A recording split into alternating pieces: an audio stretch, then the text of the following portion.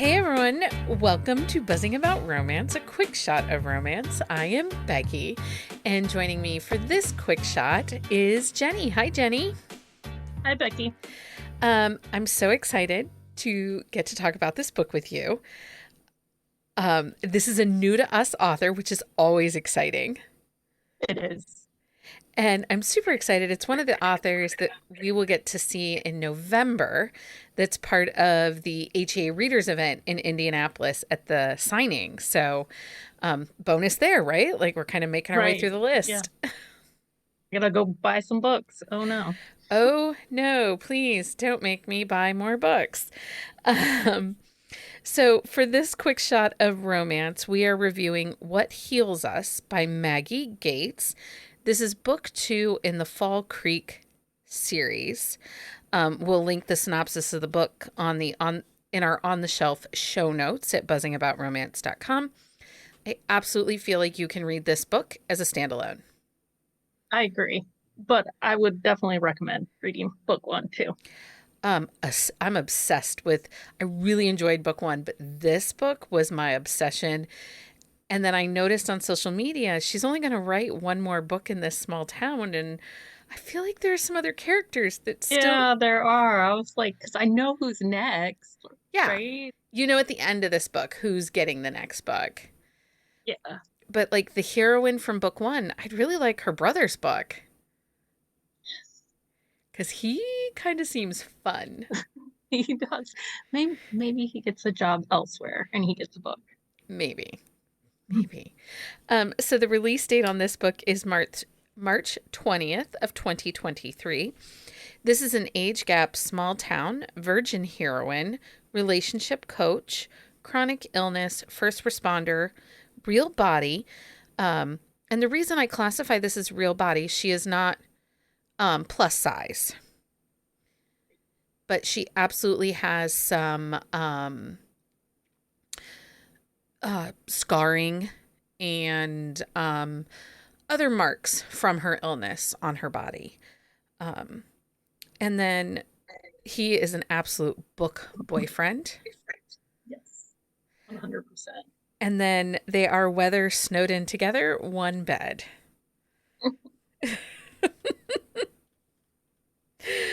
Oh, BJ. Yes. Okay. The series is Fall Creek. This is a series of standalones, interconnected standalones. Put out percentage on this book is 37%. Um, okay, so the question we've been adding to our kind of little book stats here is there a third act breakup? And I say yes, And I say no. because Absolutely.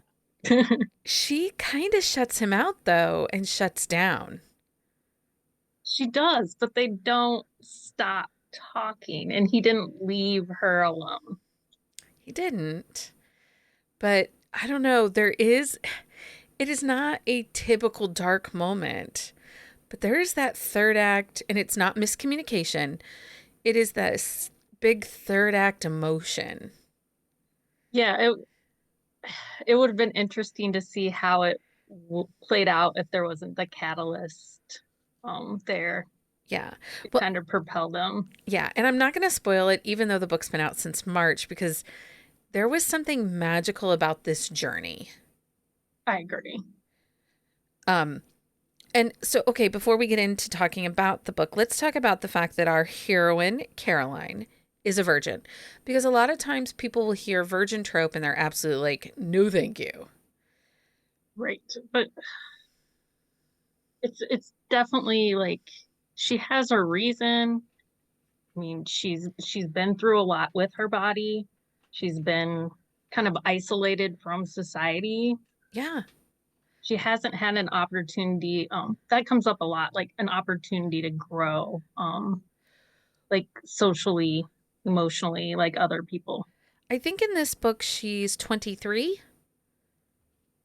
24. She is, I think she's 22. It's her first year at Yes, teaching. She's 22. just moved out from under her parents. She has kidney disease and had to have a kidney transplant as a young tween. I think she was 10, 11, 12 when she had her Right. transplant. And even in this world, if there's not such a thing as COVID or anything like that, like none of that exists, it takes a good year healing post transplant. I know, lived it with a teen. Giggling. Um, it takes a good year healing, and then you have to make up. And you also have to think about those years you're sick, you aren't necessarily socially maturing. And so the fact that she's a virgin, I don't think it would have made sense if she Right. wasn't. Yeah, because she even did college completely online. Right. So she'd have the college experience, quote unquote. And she absolutely had, and I don't think her parents are controlling. I related 1,000%. And it's interesting that you and I are doing this episode because we It is. both have children that have chronic illness. Right. I don't feel like her parents are the bad guy. And I do not think the author, I had a conversation with the author outside of, I emailed her to let her know how I felt about the book. Like, I identified with the mother so much. Right. Yes. I think that was for me it was interesting to see like both sides of it because I'm like, oh, I know what like mom's trying to do. Like she's just trying to be mom. It's hard to turn off that mom brain. And I think that that was hard for Caroline too. And I think that explains some of the steps that she took and some of the reactions that her character has. Because she has been mommed pretty much to death. Um, so I think that this is one of those things that if she wasn't a virgin heroine, it wouldn't have made sense. Right. Yeah. Particularly because when, you got medical history, anti-rejection meds, that kind of stuff is different. You have to talk about it differently, right? Yeah. Yeah. Because I think she even brings it up at what point. She Like, does. yeah, because she can't like you can't just add another medication and expect everything to be okay. Right, because she talks about birth control and then she talks about like other things that she has to make sure in place before this kind of thing would happen. So, all of that I thought was done really beautiful. It was a really great conversation. Um, and I could identify hard into this conversation. Yes, because I was trying to find my like quotes that I highlighted, like towards the end, they all kind of come to an understanding of like where their place is and feeling comfortable with that. And like the mom just says like it's just really hard to let go. It's so hard. It's so hard to let go. So let's talk about the town of Fall Creek. It is its own character in this book, or the inhabitants. Yeah, like they say fucking creakers all the time or freaking creakers. Oh my gosh. So, and that's really in book one. You see more of the town antics in book one than you do in book two. They kind of are separated, but they have this one place, this one restaurant in town that everyone goes to when they come off shift because Caroline is a teacher, kindergarten teacher, and it's a perfect job for her. It is. But our hero, Austin, is a firefighter. And when he comes off shift, all the firefighters go to the restaurant. Yeah, the mule, I think it is, Yeah, it's right? called the Mule, Yes. and and that's where they go, and that's where actually Caroline and Austin have their first kind of meet cute. Yes. And that happens in book one, right? It Yeah. does happen in book one. I think we get a little bit of the prologue of it. Right. But Austin is kind of this, he's a great character, and I don't often love cinnamon roll heroes, but he's a cinnamon roll. He reminds me a lot of my husband, and yeah, he's a cinnamon roll. Yeah, he invites her into the circle. He sees her sitting off. He wants to know what her story is. He wants her to be a part of things. And he doesn't really think twice about opening up the group to her.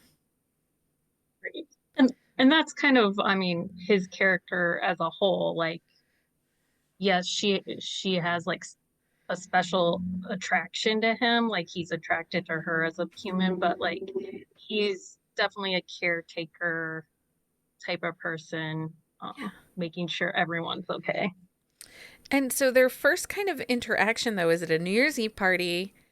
She goes. he does he kiss her there? I think No, he asked her to dance, and he yes. looks like, yeah, he looks like he's gonna kiss her, and she kind of does like the Cinderella, Yeah, she freaked I gotta out. go. Yeah. And come to find out, okay, so they become friendly. He helps her move a painting. He visits her classroom, which was for Fire Safety Week, which was so funny. Yes. And all this while, too, um, is she being asked out by one of her coworkers, one of the other teachers? Yeah, it's like it's the gym teacher. Yeah, So need cliche. say no more, say less, say less. Right? Yes. Um, but time kind of speeds forward a little bit, and about a week or two after they've had the New Year's Eve meeting, I think it's mid-January and January, there's this winter auxiliary carnival. Yeah, the winter warm up. Yeah. And you have to understand that in the small town of Fall Creek, there is this auxiliary of ladies who are the older ladies of the community that kind of raise charity. They're actually responsible for Caroline for her family being able to afford her transplant and helping her find a donor. Because, side note, it's really hard to find a kidney. It really is. So somehow the ladies' auxiliary has been responsible for kind of helping her along. And honestly, Caroline feels like she owes the community everything. Right, she does. She's definitely like grappling with that, like kind of like having to pay them back and take care of herself and Yeah. So this winter warm up, it was so fun. It was such a fun thing to I read. was like, this so sounds like something like Becky would organize. Probably. When I get older, I want to be BJ. She's a young person, but she marries all the old rich men in town. As they die off, she marries the next one. But she's the ultimate caregiver. She is like she is way more than like anybody's giving her credit for. I honestly thought in book one, like she was at the beginning of book one, she's kind of like, "Ugh." um, Yeah, but then like by the end of that book, you're like, oh, who is this person? And then in this book, first of all, she's a meddler. she very much so. Like very like Um, she's pretty much running the town. she is, and she kind of puts her hand in some things and makes it so Caroline wins a stay at the local bed and breakfast inn. Right, by playing musical chairs, because this is why I said it was something Becky would do. Like the winter warm up is for adults only, and they play kids games like musical chairs, heads up, 7 Up, um, stuff like that. But they take shots while they're doing it, like Yes, yes. alcohol shots. Yes. And Caroline is a complete lightweight because, she can't have a ton with her meds Right. and she knows it. But BJ, she is pink and she is glitter. And this book has a girl gang in it too. Yeah. Yeah. And Caroline's I, not sure where she fits in, but BJ and Austin's sister really help. I forgot Austin's sister's name because her book's so did next. I. Was like, oh no, what's her Um, name? they really are like, no, you belong. You're part of our crew. Come on. Yes. So let's talk about Austin a little bit because his life is a little different. So he is not from the small town of Fall Creek. Right. He is from, Uh, Beaufort Beach, which yes. is the beach that it's the town that is featured in her poker face um series, which is the series that precedes this one. Yes. And we get to, I'm assuming we get to meet the people we meet when they visit. Yeah. Yes. I Yeah. think all those couples have books in that other series. Um, and so Austin's a firefighter, but his life is in Beaufort. Like he has a house that he spent all this time and energy fixing up, but he got his heart broken there. Yeah. Like, like he's the guy that gets friend zoned all the time. Yeah. But he seems like this big, giant, lovable guy. Like, guys, I don't love a cinnamon roll, but he was a great cinnamon roll hero. And the way this author writes him, the care that he gives to everybody's path he comes to, like, I don't know. It was phenomenal. Like, I was in love with him. Well, and I'm that's a big part of the reason he ends up in Falls Creek, right? Right. I mean, Well, because his he's sister, and we know this early on in the book, his right, sister is pregnant. She is pregnant by one of her advisors at university, but she's like a PhD student. right. And so coworker, advisor, mentor. She's pregnant by this guy. This guy is married. But Austin decides to leave Beaufort and come to Falls Creek. He takes a job with their fire department and is because he needs feels like he needs to be there to help his sister. Which, Right. good guy points, like 10, 10, Right. 10, right?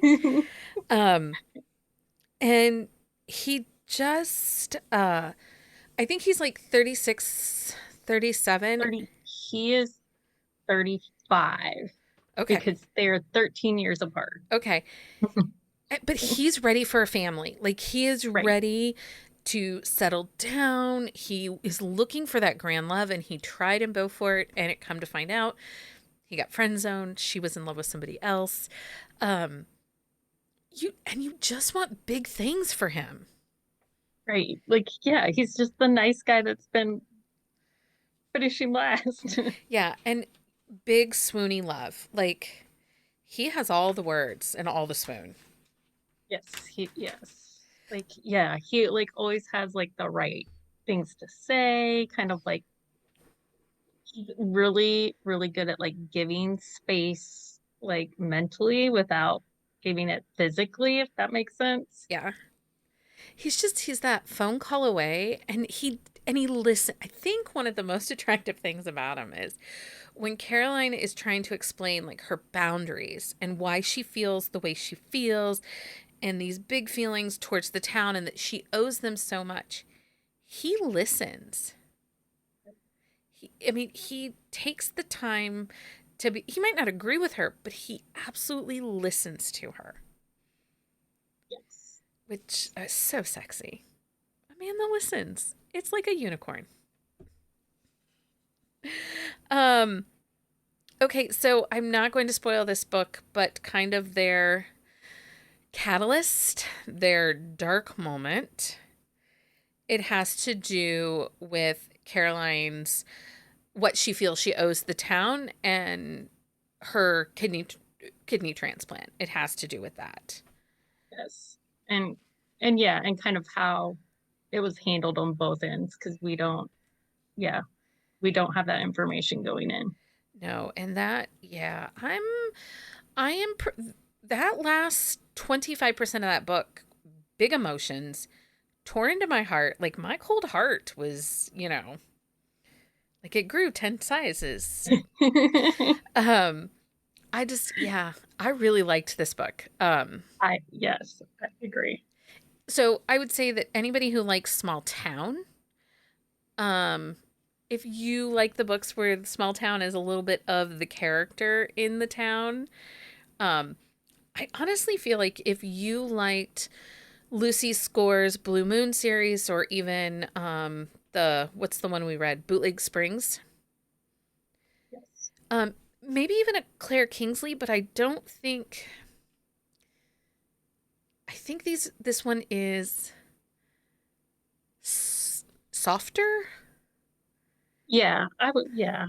Nobody has any dark moments. I mean, they're both dealing with some big feelings, but it's written in a way that the love shines through and it's not harsh. There's no jagged edges. Right. Yeah. There's always that open line of communication and Yeah. Um, yeah, I loved this book. And like I said, this was my first, well, I read the one previous, but this series is my first reads by Maggie Gates, and I absolutely be reading her again. I read both because yeah, I had a week off, read all the books she told me to read, and they all made me cry, including this one. Well, as soon as I read this book, as soon as I read the first book, I messaged you and I said, I think you need to read this book. And you were like, eek, because a lot of times medical personnel type books are hard for you because of what your spouse does and the life you live.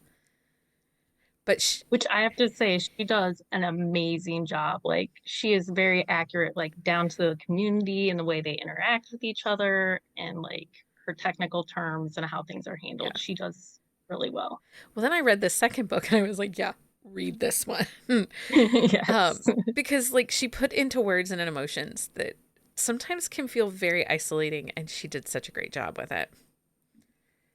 So, anyway, if you have a book you think that we should be reading for a quick shot of romance, send us an email to thebees@bookcaseandcoffee.com, and we will add it to our TBRs because Jenni loves it when I add more books to her TBR.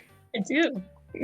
Anyway, thank you so much for joining me for this quick shot of romance. Until next time, everyone, happy reading. Find us on Instagram at BuzzingAboutRomance or on Twitter at BuzzingRomance. If you like the podcast, please leave a review. If you'd like to support us directly, join the Bookcase and Coffee Patreon and receive exclusive content only available to Patreon members. Check out bookcaseandcoffee.com for our on-the-shelf show notes.